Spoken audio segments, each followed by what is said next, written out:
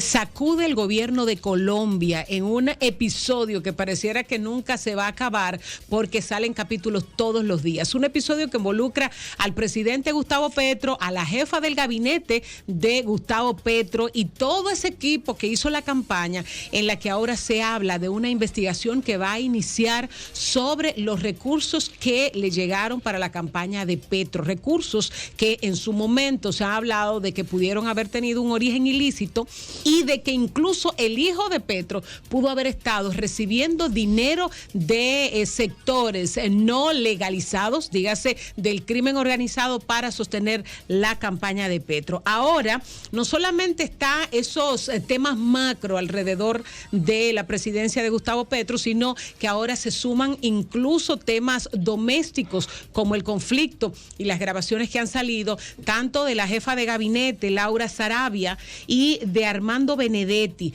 que estaba recientemente como embajador de Colombia en Venezuela, pero que en la campaña electoral era un congresista que se encargaba de recaudar recursos para la campaña de Petro, y que en esa grabación prácticamente dejó dicho que él recaudó todos esos millones y que esos millones no venían necesariamente de una corriente lícita, y que podría llevarse de encuentro al gobierno de Petro, y que si él caía, podía caer la jefa de gabinete y podía caer incluso el presidente Gustavo Petro. Él guardó silencio al principio, pero cada vez que se pone en entredicho su credibilidad, su legitimidad y cómo han dado, él ha dicho que han dado derecho, pero pareciera que los acontecimientos van a decir que no. Entonces ha bajado significativamente la credibilidad en Colombia de Petro, y hay algunos, incluso analistas colombianos, que han dicho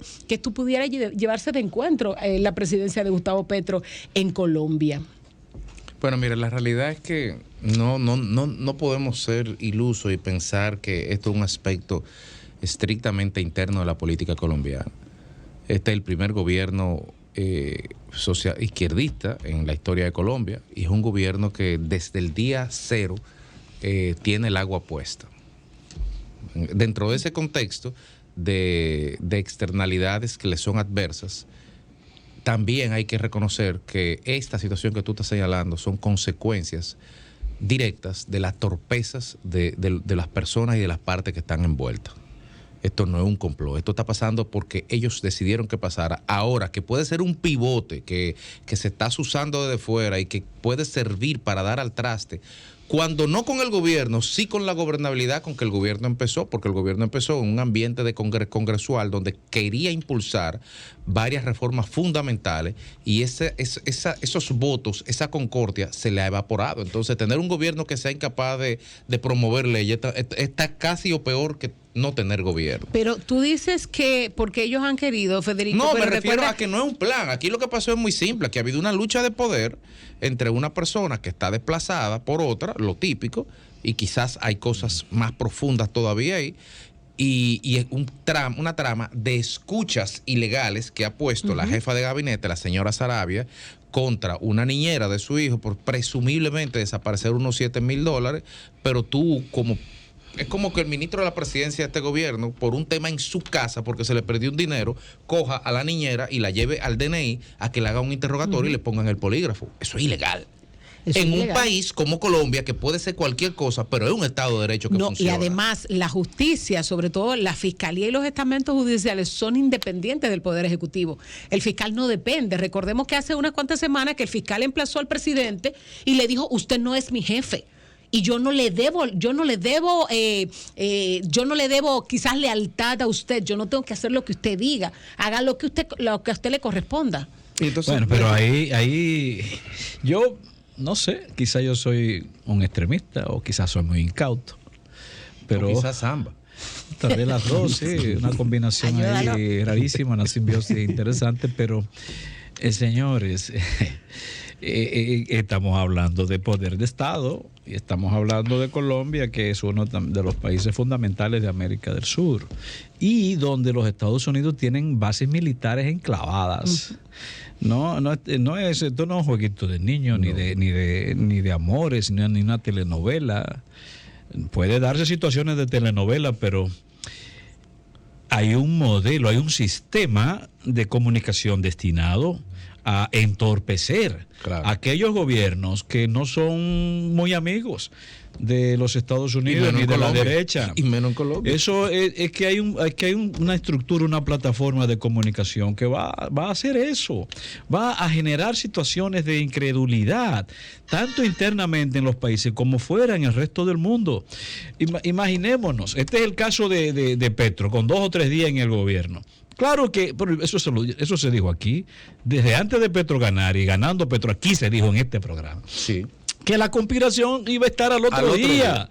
Es más, desde antes de la juramentación, esa conspiración, y más en Colombia, era inevitable y se irá. Pero señores, ahí hubo un guardia, un oficial que llamó un golpe de Estado.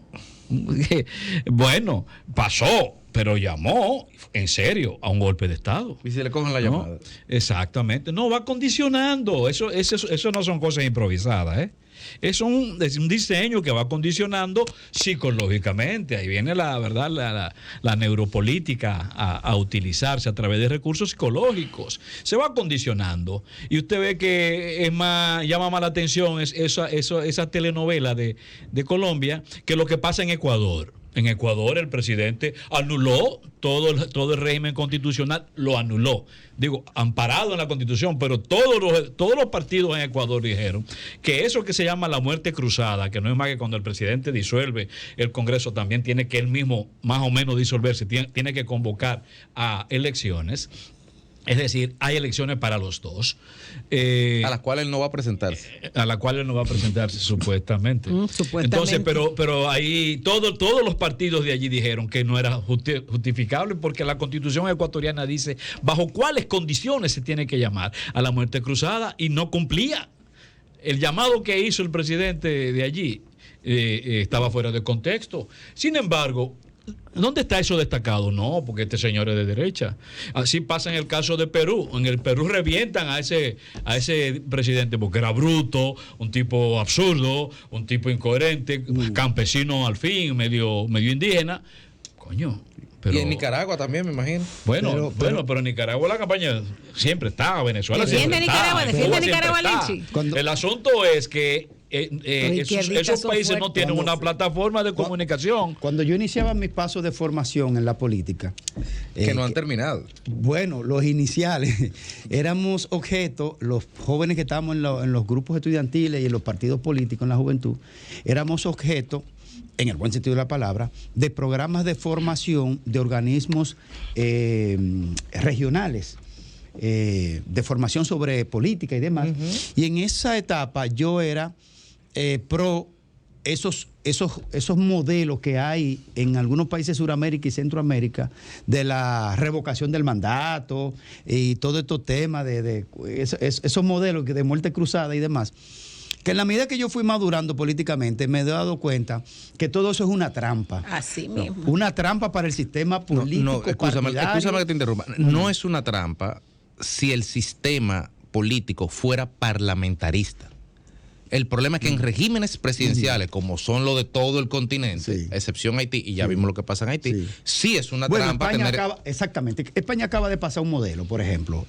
Sánchez pierde, inmediatamente convoca una cesación del Parlamento y convoca elecciones ahí mismo para recomponer la fuerza. Que en el caso de Perú, lo que hay es un híbrido, un engendro, y casi también el diseño constitucional colombiano, porque la muerte cruzada vendría siendo una salida en un régimen parlamentario, donde cual tú mañana, dentro de una semana, puedes convocar elecciones, pero en sistemas presidencialistas como este, anular los poderes del Estado de un golpe y porrazo no te da la gobernabilidad que tú requieres para el día a día. Lo que pasa es que no tenemos la suficiente madurez política. Latinoamérica es una civilización muy joven, es muy joven todavía en construcción en materia política, el Estado-nación y demás. Yo sigo creyendo que el modelo hasta ahora que puede funcionar en Latinoamérica es que el presidente sea electo y concluya su mandato y sea cambiado por el proceso electoral democrático, finalizado su proceso, salvo que en el proceso haga un delito de flagrante delito, que ya es inevitable, ¿verdad? Claro. Que es inevitable, que hay modelos, hay formas.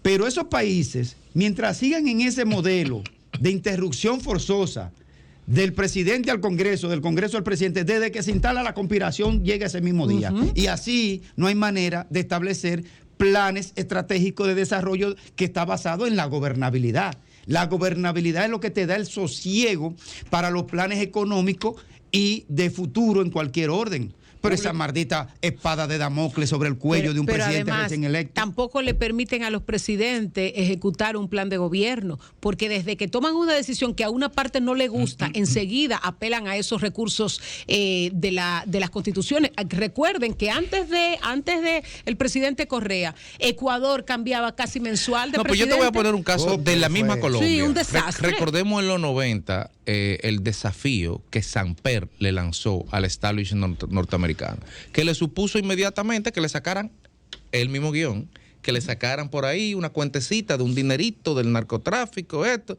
Y en Colombia, en esos 4 años, no hubo gobierno. O sea, tú tenías un presidente que se pasó 4 años, en vez de gobernar, defendiéndose adentro y afuera Y le pusieron una de droga, un presuntas avión. acusaciones que inexplicable y misteriosamente cesaron el día que él abandonó Sí. la casa de Nariño. Y déjame decirte una cosa, Ernesto Samper después ha sido un Se hombre que ha rebobinó. participado, sí, se rebobinó y es una figura importante de la política latinoamericana. Sol 106.5, con la mayor variedad de contenido, información, entretenimiento e interacción en una sola estación. Cobertura total, disponible para ti en la radio y en las plataformas digitales. Somos Sol 106.5, la más interactiva.